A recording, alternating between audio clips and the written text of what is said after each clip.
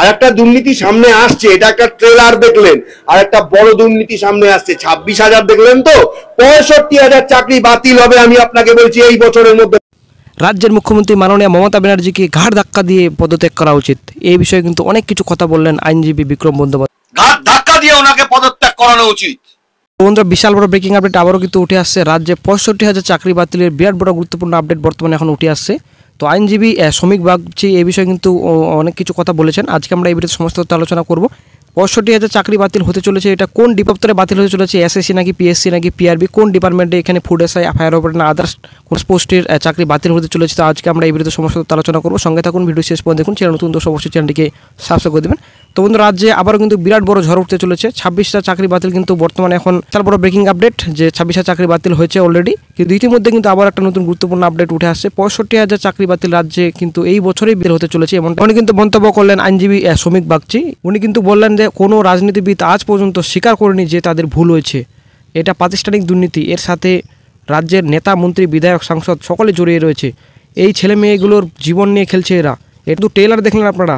আরেকটা বড় দুর্নীতি আসছে, এখানে 65,000 চাকরি যাবে খুব শীঘ্রই, এই বছর যাবে, আপনি তৈরি থাকুন। রাজ্য সরকারের নিশানা করে কিন্তু প্রতিক্রিয়া দিলেন আইনজীবী শ্রমিক বাগচি। বিশাল বড় একটা গুরুত্বপূর্ণ আপডেট বন্ধুরা, অবশ্যই ভিডিওটি সম্পূর্ণ দেখুন। চাকরি চলে গেল, এটা সত্যিই খুব দুঃখজনক, কিন্তু আপনাকে পাশাপাশি আরেকটা কথাও মানতে হবে, শেষ অবধি আপনি যদি এই মামলার প্রথম থেকে শেষ প্রতিটা ধাপ যদি বিচার করেন, প্রথম থেকে রাজ্য সরকারের একটা ইন্টেনশন ছিল যে কিভাবে নিজেদের মাথাটা বাঁচাবো, মানে চাকরি প্রার্থীদের প্রতি তাদের কিন্তু বিন্দুমাত্র কোনো সহানুভূতি কোনো কিছু ছিল না। এবং বন্ধুরা, আইনজীবী বিক্রম বন্দ্যোপাধ্যায় স্যার কিন্তু এই বিষয়ে অনেক কিছু কথা বলেছেন। এসএসসি যে রিপোর্ট এবং মধ্যশিক্ষা পর্ষদ রাজ্য সরকারের রিপোর্ট কেন সিগ্রিগেশন ঠিকভাবে দিতে পারেনি, এটা কিন্তু উনি পরিষ্কার করে বললেন।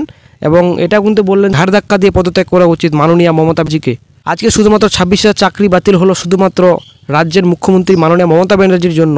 কেন উনি কোর্টে সঠিকভাবে সিগ্রিগেশন লিস্ট দিতে পারেনি, কেন দিতে পারেনি, এটা কিন্তু বিষয়ে কিন্তু অনেক কিছু কড়া ভাষায় কিন্তু মুখ্যমন্ত্রীকে নিশানা করে বললেন আইনজীবী বিক্রম বন্দ্যোপাধ্যায়। অবশ্যই মুখ্যমন্ত্রীর ষড়যন্ত্র, 26,000 লোকের চাকরি গেছে, ওনাকে প্রশ্ন করা উচিত, ঘাড় ধাক্কা দিয়ে ওনাকে পদত্যাগ করানো উচিত। মুখ্যমন্ত্রীর ষড়যন্ত্র, কেন সেগ্রিগেটেড লিস্ট সুপ্রিম কোর্টে দেয়নি? অর্ডারের ছত্রে ছত্রে একই জিনিসই বলেছে, দিতে হবে না কাউকে, পাবলিশ করে দিন। খুব শীঘ্র বন্ধুরা এই বছরই কিন্তু বিশাল বড় একটা ঝড় আবারও কিন্তু আসতে চলেছে। 65,000 চাকরি বাতিল হতে চলেছে, এমনটাই গুরুত্বপূর্ণ আপডেট বর্তমানে পাওয়া যাচ্ছে। আইনজীবী শ্রমিক বাগচি কিন্তু এই বিষয়ে কিন্তু অনেক কিছু প্রতিক্রিয়া জানালেন। অবশ্যই আপনারা ভিডিওটি সম্পূর্ণ দেখুন। এবং সবাই কিন্তু এই কথাটাই বলছেন যে সবাই কি মূর্খ, মুখ্যমন্ত্রীর ষড়যন্ত্র কি আমরা বুঝতে পারি না, এটা কিন্তু অনেকেই বলছেন কিন্তু। এবং আইনজীবীরা কিন্তু প্রত্যেকে বলছেন যে সবাই মূর্খ না, রাজ্যের মুখ্যমন্ত্রী মাননীয় মমতা ব্যানার্জির মতো সবাই মূর্খ না, যে সকলে বুঝতে পারবে না ব্যাপারটি, যে রাজ্যের মুখ্যমন্ত্রী মাননীয় মমতা ব্যানার্জি রাজ্যে ষড়যন্ত্র চালাচ্ছেন।